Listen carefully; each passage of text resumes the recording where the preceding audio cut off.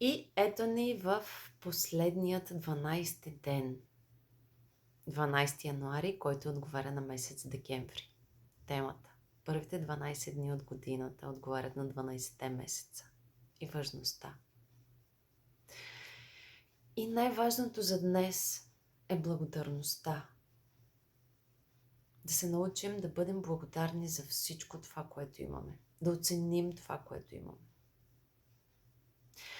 Днес ще ви дам като задание да изпратите на колкото сте години на толкова хора благодарствено съобщение, което може да гласи просто благодаря ти. Благодаря ти за това, което направи за мен. Благодаря ти за урокът, на който ме научи.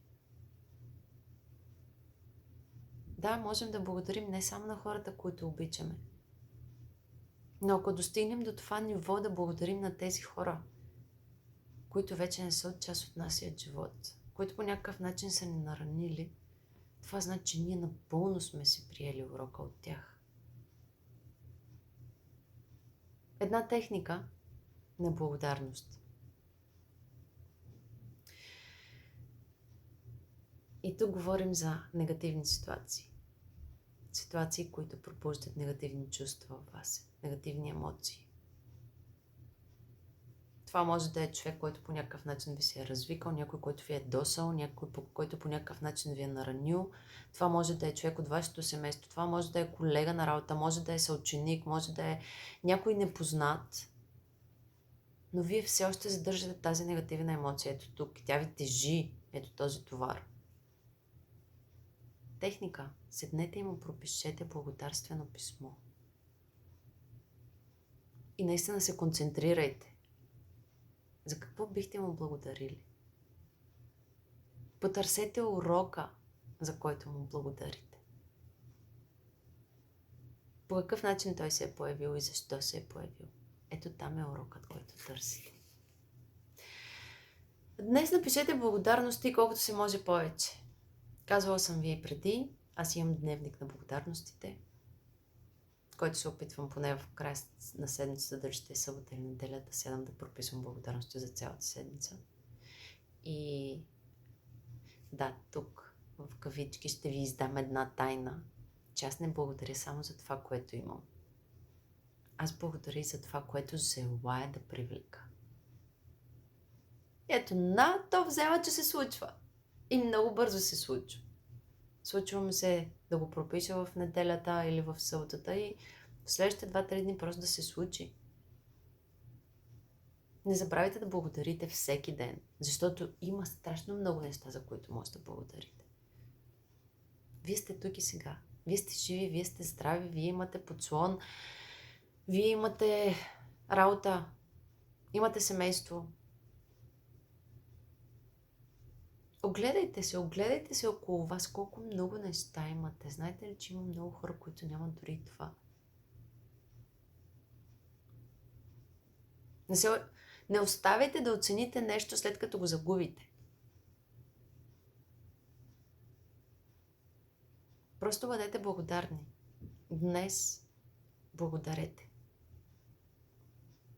Но тук ще ви помоля, не го правете само днес. Не правете всички тези неща, които изказахме през тези 12 дни, само за деня, за който отговарят. А се опитайте да ги направите част от вашето ежедневие. Нека благодарността бъде част от вашето ежедневие. Има много техники с благодарността. Но всичко започва, когато започнеш да благодариш, когато започнеш да оценяваш това, което имаш. Бъдете благодарни. Благодарни за това, което имате. Бъдете благодарни за това, което желаете. И ето виж, че то се е случило. Тук искам да изкажа една огромна благодарност на всички вас, които ме гледате. На всички вас, мои последователи. И да, не го правя често. Но наистина ви благодаря. Благодаря ви за подкрепата, благодаря ви за споделянията, благодаря ви за коментарите, благодаря ви за лайковете, които ми оставяте. Благодаря ви, че следвате страничката ми. Благодаря ви, че сте част от моят живот. Благодаря ви за доверието. Благодаря на тези от вас, с които работим заедно, с които сме работили заедно. Благодаря ви от сърце. Благодаря на всеки един от вас. Благодаря ви. Обичам ви. И не забравяйте. Кажете на колкото се може повече хора днес благодаря. Знайте, че на някой ще направите доста голяма изненада. Просто се представете. Хората, които ще се радвате, изказвайки просто едно благодаря. Ей, колко благодарни вие ще се почувствате, че сте го направили. Обичам ви, прегръщам ви и до скоро. Благодаря ви.